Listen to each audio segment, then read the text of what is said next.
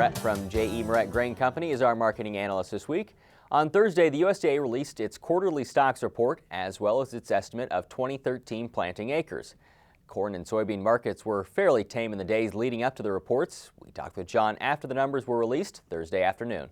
You look at the planting acres, John, really it was right along what the trade was guessing. The corn stocks are probably what got the major story, but everything was just skydiving without a parachute today. Are there any major surprises that you saw? You know, I think the stocks, Jeff, everybody's going to say, and you just hit on it, the stocks are obviously the surprise. And there's people that were bearish, but, you know, 5.1 or a 5.1.5 was going to be a bearish number. And here we come at 5.3.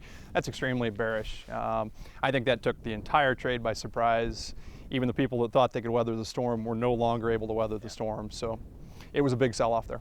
Planning intentions were right along with what the trade was thinking. Corn's around 97.3 and soybeans around 77.1, which is basically right where it was last year. Any surprise to you that, or at least in this report, there's no more numbers to be found? You know, the overall acres are a surprise, and I think the people that look at the corn and the beans then would say, okay, if they're not in the corn, they should be in the beans, and they're not to be found. Yeah. I think that's a mistake, and I think over time here we're going to find out that there's more acres.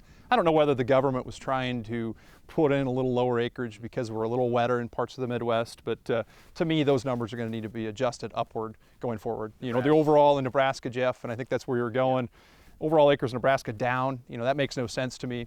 You drive anywhere from here to Lincoln to West and you're going to see more pasture tore up and going to be farmed. So I'm not sure why the Nebraska number is lower. You know, we need to dig in a little deeper and find out why. 7% lower, John. That's the highest across the country. I don't know if you knew that. I did. Thank you, Jeff. Drop. Yeah, you bet. I made that up. I actually didn't know that. All right, the corn stocks, where's it coming from? Is it just that the feed has been rationed, that the exports weren't there? Where does that come from? I think there's a little bit of both, Jeff. I mean, yes, we've done some rationing. I think everybody would agree. We've found ways to cut back and become more efficient.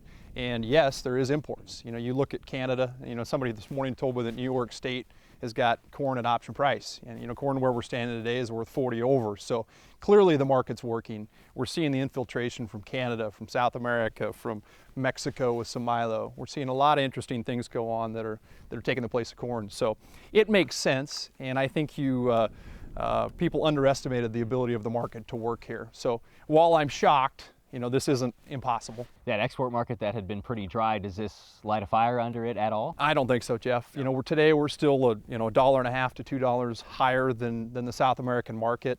You know, we will not, unless they stop selling and we really start selling here, they're not going to come in and be a participant. So where do you find good news for beans at? And really, overall, until June when we get the next planting and stocks report, but beans overall, South America keeps rolling along. The only thing we keep hearing is the export problems there. Where do you find good news for beans at? Well, I think, you know, and on the same note with the corn, Jeff, beans and corn, both at face value, are very friendly numbers. And the problem is that since we trade these numbers, we always have estimates before the report comes out. So make no mistake, and on corn today, we're still very tight. We're 700 million bushel tighter than a year ago. Beans, the same thing. We're very, very tight. We have almost no carryout, and while we've slowed down the exports, we need to make sure that they still don't come back into the U.S. And so for the next 3 months, I think the excitement comes in the fact that you know, we're going to watch spring planting weather. We're also going to watch any export activity that goes on out of the U.S. Tight stocks are still in the game. Tight stocks are still in the game. You know, March exports were half of what they were a year ago. That's a big deal on beans. You know, we have slowed down the export window. And then we'll see if they start to come into this country. If the South American beans work their way into the U.S., that's an issue.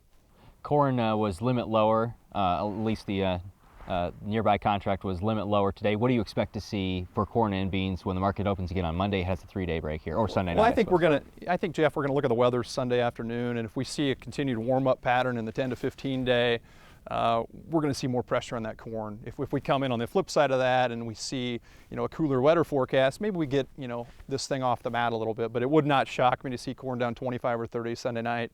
You know, beans follow suit down 10 or 15. But once corn finds a floor, I think then we can all focus back on where we go from here. So tell me where you stand here if you're looking at old crop corn and you know you were waiting after that report or before the report and thinking maybe you would get some help and you didn't get any help. Where might the next help come from?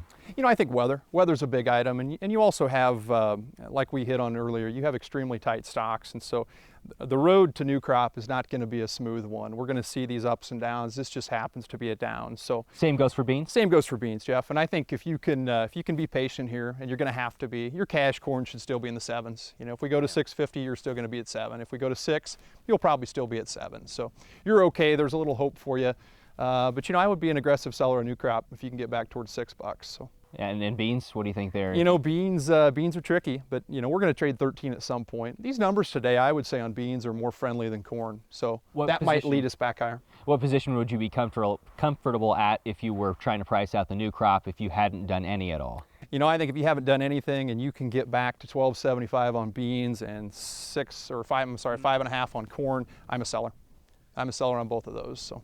For so long now, we've thought that maybe wheat could help out with corn when it comes to substituting something in there for feed. What do we see playing off of today's reports? Well, we're still doing some of that. Even though we've settled back down here on corn, you still see basis values very high. And so I think you're still going to see the wheat substitute, maybe not in Nebraska directly, but certainly in the West Texas market, you're going to see some of the wheat move from the east. The railroad is very aggressive today. They want to move anything into the west they can to get some revenue. And so, yeah, wheat's going to move into places it normally shouldn't move into. So. Give me an update on basis numbers where you are. Bases here locally have backed off probably 15 cents from the highs leading up into this report, and today I think they'll firm back up half of that. And so, we're going to trade between 30 and 50 over in northern Nebraska. Corn? Corn. And beans? And beans are going to trade probably in the same type of levels, 40 to 50 over here on soybeans.